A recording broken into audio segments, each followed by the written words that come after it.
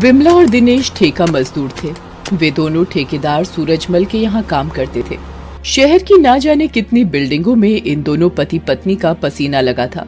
एक दिन की बात है, उन दोनों ने अपना काम खत्म किया, दिन भर की दिहाड़ी ली और अपने घर की ओर चल पड़े। लेकिन रास्ते में बहुत तेज बरसात शुरू हो गई।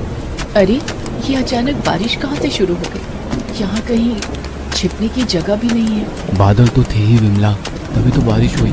वो देखो, वहाँ वो पेड़ है ना, उसी के नीचे खड़े हो जाते हैं दोनों। वे दोनों बारिश से बचने के लिए पेड़ के नीचे खड़े हो गए। उन्होंने सोचा कि बारिश खत्म होगी तो घर चलेंगे, लेकिन पता नहीं उस दिन बारिश ने भी क्या कसम खा ली थी, वो रुक ही नहीं रही थी। बारिश तो रुकने का नाम ही नहीं ले रही है विमला। मुझे भी ऐसा ही लग रहा है। चलिए फिर ऐसे ही भीगते हुए चलते हैं। वो तो ठीक है, लेकिन डर लगता है कहीं पिछली बार की तरह तुम फिर से बीमार ना पड़ जाओ। अरे कुछ नहीं होगा मुझे, आप चलिए। लगभग 2.5 किलोमीटर चलने के बाद वो अपने टूटे फूटे मिट्टी के घर के पास पहुंचे। उनके मकान की छत से लगातार पानी टपक रहा था। घर में जो भी थोड़ा मोड़ा सामान था वो भी बारिश के कारण पूरी तरह से भीग गया था। दिनेश ने देखा कि उसकी माँ और उसकी 6 साल की बेटी रूपा दोनों एक बड़े से प्लास्टिक से अपना सिर ढकने की कोशिश कर रहे हैं, लेकिन हवा इतनी तेज है कि वो प्लास्टिक बार बार उड़ जाता है। माँ, अगर बारिश का यही हाल रहा तो हमारा घर तो कभी भी गिर सकता है। हाँ बेटा, मुझे भी यही लगता है। क्यों ना हम कहीं और रहने के लिए चले। जो भी थोड़ा मोड़ा सामान उनके पास था उन्होंने उसे एक कपड़े में बांधा और बारिश में ही निकल गए। करीब 1 किलोमीटर चलने के बाद उन्हें एक पार्क के पास कुछ सीमेंट की पाइपें दिखाई दी। विमला, ये लो, हमारा नया घर मिल गया। हाँ, ये कम से कम इस बारिश में गिरेगा तो नहीं।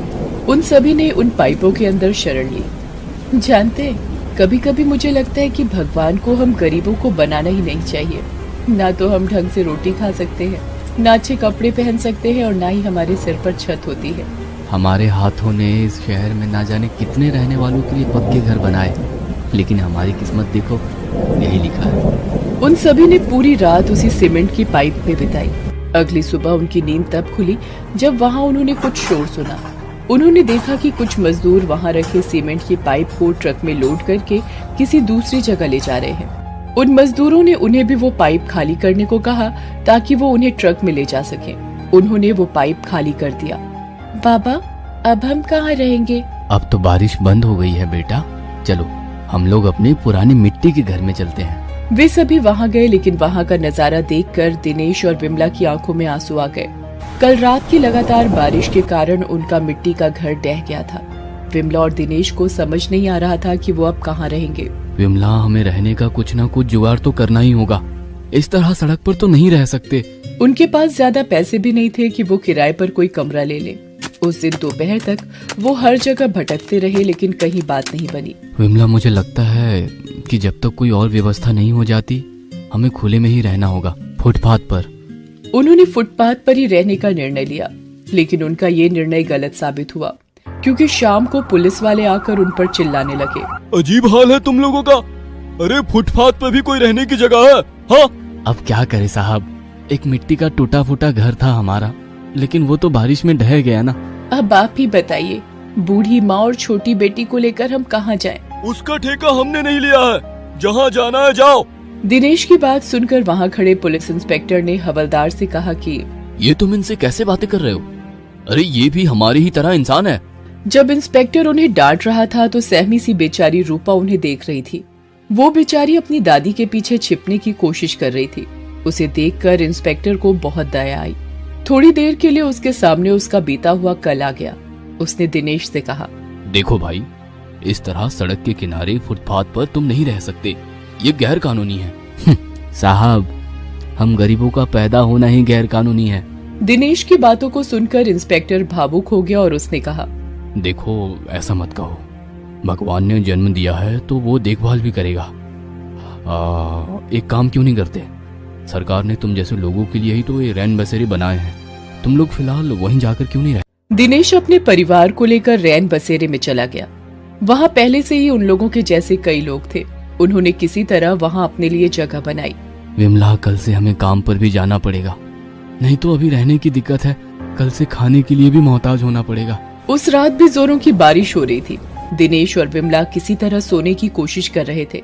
तभी विमला का हाथ अपनी बेटी रूपा के सिर पर गया। हे भगवान, इसे तो तेज बुखार है। पता नहीं भगवान भी कब छोड़ेगा हमारी परीक्षा लेना। विमला ने रूपा को अपने सीने से लगाया और भगवान से प्रार्थना करने लगी कि उसका बुखार जल्दी से उतर जाए। उधर दूसरी ओर उस इंस्पेक्टर की आंखों से भी नींद कोसों दूर थी।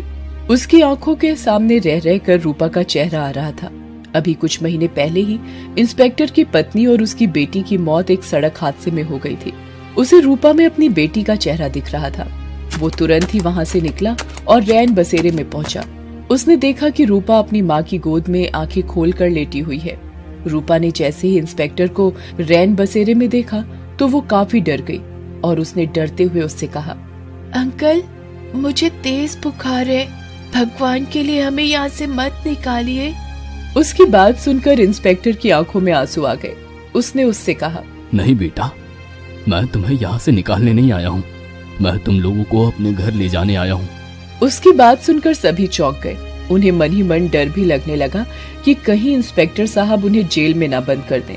तब इंस्पेक्टर ने उनसे कहा, देखिए, आप लोग बिल्कुल ना डरे, मेरे साथ मेरे घर चले। जब तक आप लोगों के रहने की कोई दूसरी व्यवस्था नहीं हो जाती, आप वहाँ रह सकते हैं। हम आपका एहसान कभी नहीं भूलेंगे इंस्पेक्टर साहब। देखिए, मैं कोई एहसान नहीं कर रहा आप पर, उल्टा आप लोग मेरे पर एहसान कर रहे हैं। एहसान? और हम जानते हैं, आपके जैसी मेरी भी एक छोटी सी बेटी थी, लेकिन क्या इंस्पेक्टर साहब? तब इंस्पेक्टर ने अपनी कहानी उन्हें बतानी शुरू की। कुछ दिनों पहले तक मैं बहुत बेईमान आदमी था, बिना पैसे लिए किसी का कोई काम नहीं करता था। मेरे सामने तो कोई मुझे कुछ नहीं कहता था, लेकिन पीठ पीछे मुझे लोग गालियां देते थे, बद्दुआएं देते थे। लेकिन मुझे उनसे कोई फर्क नहीं पड़ता था। घूस और बेईमानी के पैसों से मैंने अपना बड़ा सा आलीशान घर बनाया। मैं सोच रहा था कि मैं अपनी बेटी और बीवी को एक शानदार जिंदगी दे रहा हूँ, लेकिन वो कहते हैं ना, बेईमानी का पैसा पचता नहीं है। मेरी बेटी और पत्नी एक सड़क हादसे में चल बसी। ओह, जब मैंने आपकी बेटी को देखा तो मुझे लगा कि मेरी बेटी फिर से वापस आ गई है। मैं घर तो चला गया, लेकिन बार बार यही सवाल मेरे दिमाग में आता रहा कि अगर मेरी बेटी जिंदा होती तो क्या मैं उसे इस तरह छोड़ देता। आप लोग मेरे साथ चलिए, यही मेरी बेटी को सच्ची श्रद्धांजलि होगी और मेरे पापों का प्रायश्चित भी। इंस्पेक्टर उन्हें अपने घर ले आया। दिनेश अपने परिवार के साथ उन्हीं के साथ रहने लगा। धीरे धीरे इंस्पेक्टर साहब की मदद और कुछ पैसे जोड़कर दिनेश ने भी अपना 2 कमरे का पक्का मकान बनवा लिया। अब उसे किसी बारिश, किसी तूफान में अपने परिवार की चिंता नहीं होती। अब उसे ऊपर वाले से भी कोई शिकायत नहीं है। दोस्तों, आप हमारे चैनल को जरूर सब्सक्राइब करें